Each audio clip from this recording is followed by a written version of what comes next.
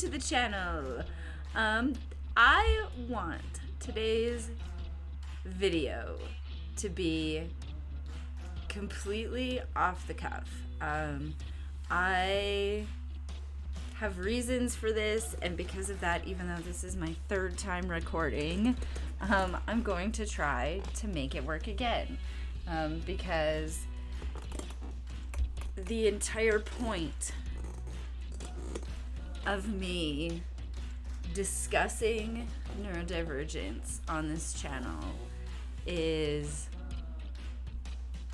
discussing how it's impacted me as somebody who was late diagnosed autistic and had missed ADHD.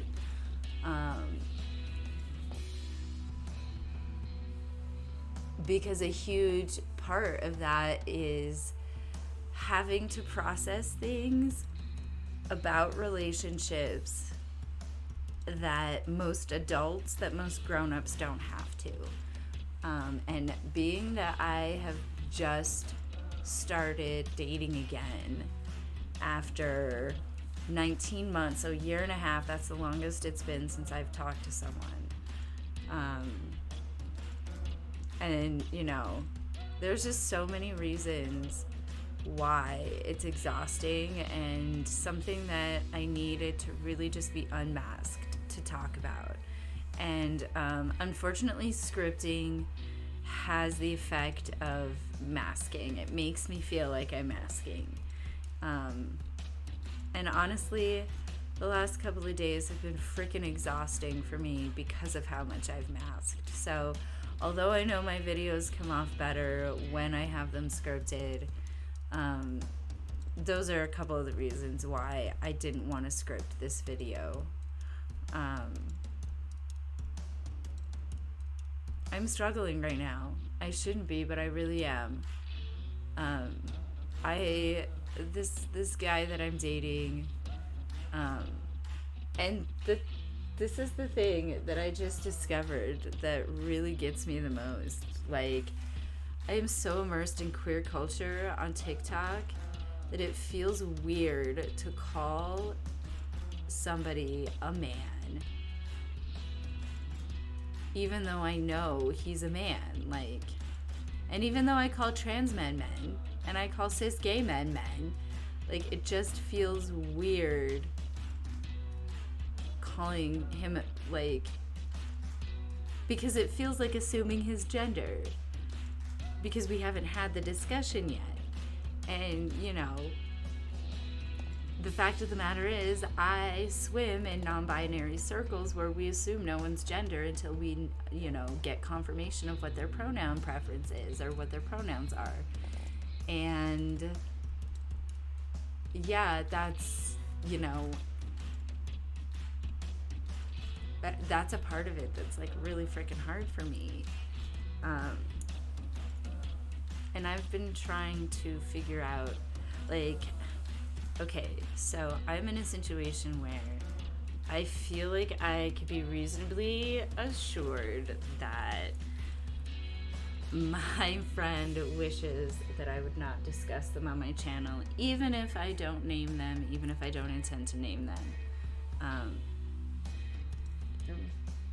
But part of processing how I feel about this new man in my life also involves going back and reprocessing now how I feel about this friend of mine, because in my rejection sensitivity video I talked about, I don't want them to be another Josh, and I meant that just on a basic, like, don't abandon me or ghost me level. Not necessarily that I, wanted more from this friendship. And I definitely am not ready for, like, a relationship now. Even if I am dating, like, that's the point, right? Dating is the key word, not, like, settling down and getting married. But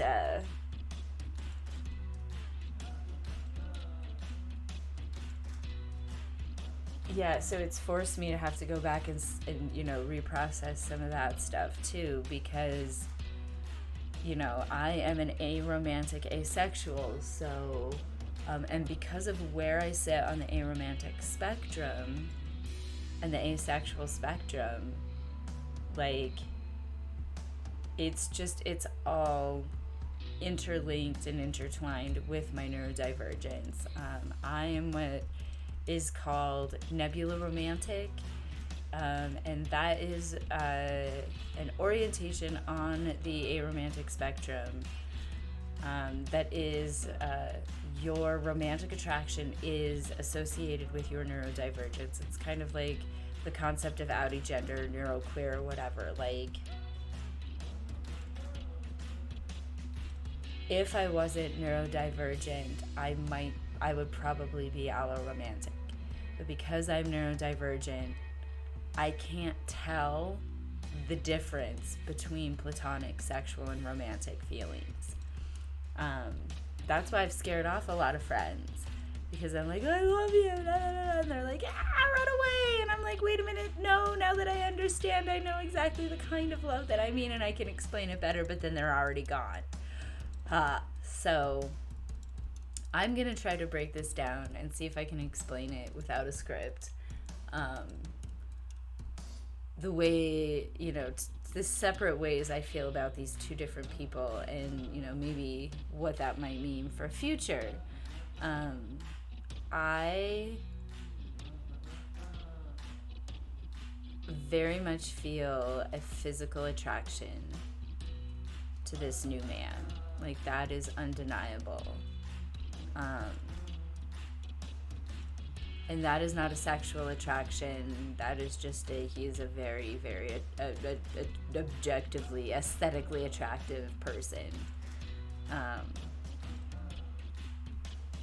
And aesthetically attractive people are capable of affecting my libido. And, let's face it, it's been, over a year since any of us got touched. So I think a lot of people are going to be in this situation. But it's a very base level of interest, and it involves a lot of masking. So any sort of relationship that involves masking is going to diminish my ability to feel attraction within that relationship, because, as somebody who's asexual, my emotions are very much tied to my ability to trust somebody enough to have sex with them. I mean, to particularly want to have sex with them, as opposed to just, hey, let's have sex because I need to get off.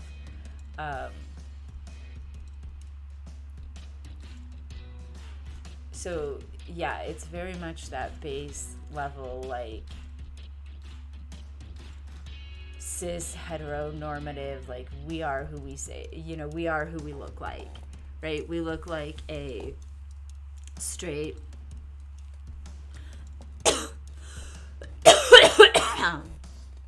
sorry, my allergies got my throat super dry, and I've been dabbing.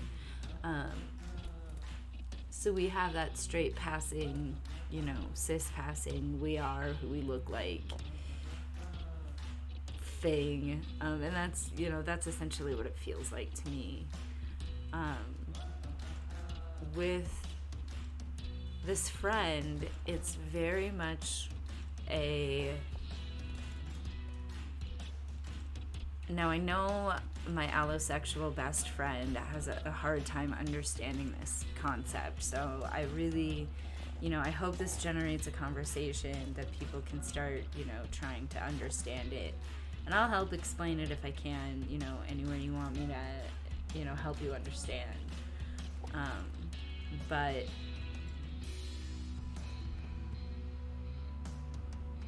when this person came into my life, I felt like I would never be able to find my person ever again. And by that, I mean the person that I would die for, would do anything for, would, you know, I mean, about a month ago, I said, you keep doing these Monday night hangouts, I'll be there every single time. And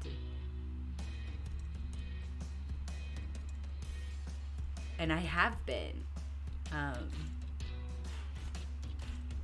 Because, you know, this is the kind of person where, like, even just existing in the same space that they do feels like such a blessed thing. It feels like something like I'm so grateful for, and like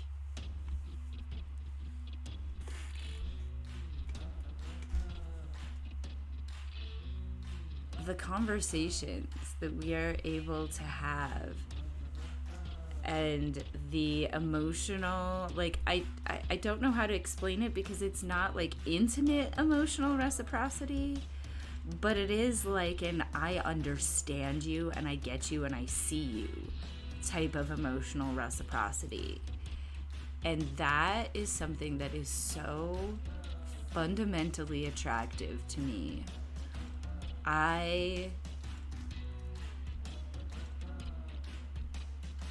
And that is the thing that is missing in this relationship with this cishet man is, you know, no matter how beautiful he says I am, how much he compliments my competency and my capability, and how much he says, oh, you're funny and I love your art, like, that's just one thing that he is not ever going to be able to give me, is the ability to truly see me without the mask.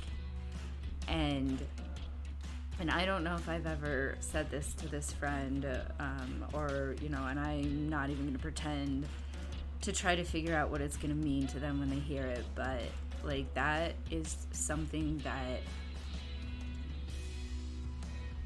honestly, I'm not sure where to go about finding that trait in anyone else. And, you know, and I'm honestly, I'm over here going, okay, aside from my need to manage my libido in a healthy way, like, we are friends. We are always going to be friends. You know, at least on my part, you know, like, they're going to have to be the one to tell me to go away if they want to not be friends, is essentially, like, the point. But yeah, just, I don't even know where to go about finding that trait in anyone else, especially not in my immediately accessible dating pool, because my immediately accessible dating pool is white, cis, het. Just flat out. So yeah, that's it's like, because my late diagnosis affected my sexuality and my understanding of my sexuality, it's like,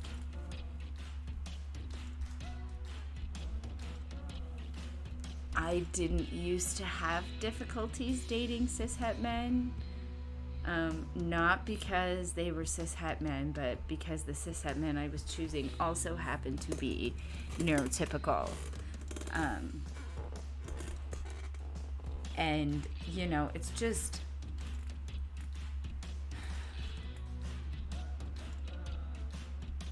having somebody in your life, like, and I'm saying this, like, in a sense of, like, regardless of whether or not you're in an intimate relationship with that person, like, regardless,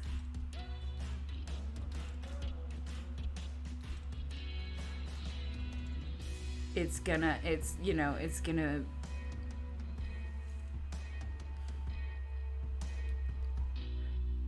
that's the brain blip that I was really hoping would not happen.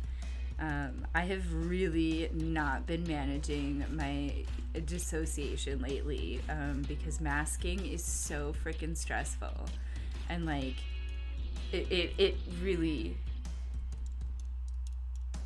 I have to say, as much as I like this new guy, it is not worth it for him to be feeling this way, because, you know, it's like all this output for such minimal input. Like, yeah, the sex is good, but on a fundamental level, he doesn't understand anything about me, and he doesn't even appear to be willing to try.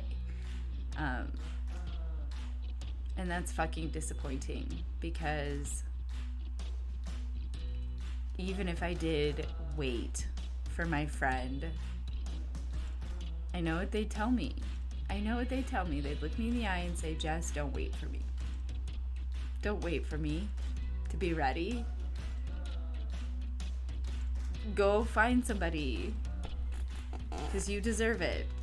And I'm a mess. And I just am so tired of hearing that, because of how just fucking awful I feel. Like, I can't even talk. This is my, like, 6th time recording this. I can't even fucking talk about how all of this masking all of a sudden makes me feel without getting emotional. And I have a person who came into my life and never asked me to mask and never expected me to mask for them or to pretend that I was anything that I'm not.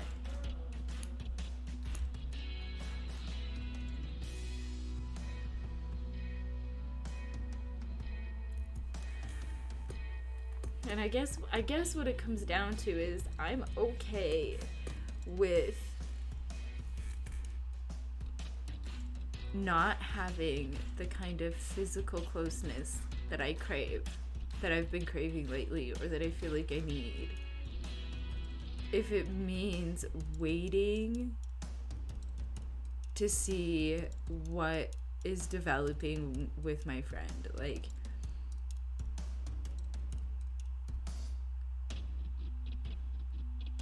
it's worth waiting to see, I guess, is what I'm trying to say. And, you know,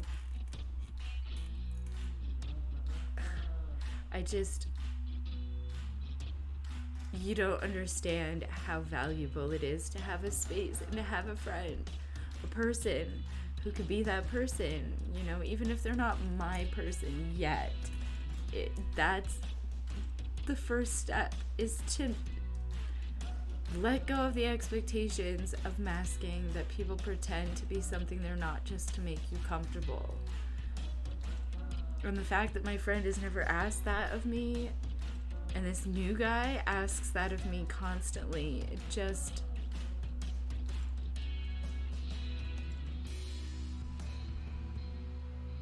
it's not fair. It's not fair. You know, and having grown up in the neurotypical cishet world, knowing what I'm freaking missing, you know, on both sides, is just, I cannot emphasize enough. Fuck medical misogyny. Fuck medical misogyny. Fuck the doctors who told me that I couldn't possibly have ADHD anymore because girls don't have it. No, so a doctor fucking told me girls don't get it, as if it's some kind of virus. Like, for the love of God, I would know how to handle these situations and know what to do and what to tell my friends.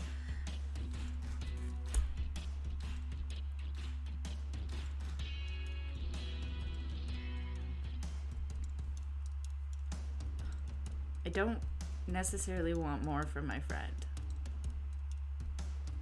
I'm happy with the way things are. I guess what I'm trying to say is I'm happy with not adding anything else to the mix. I thought that finding somebody else might make it easier to have all of these feelings for somebody who's not ready for it yet.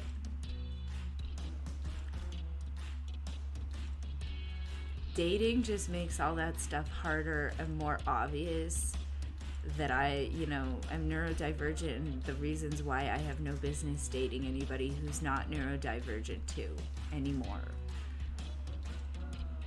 Honestly, I feel like this whole situation has just taught me that I don't have any business dating anymore at all.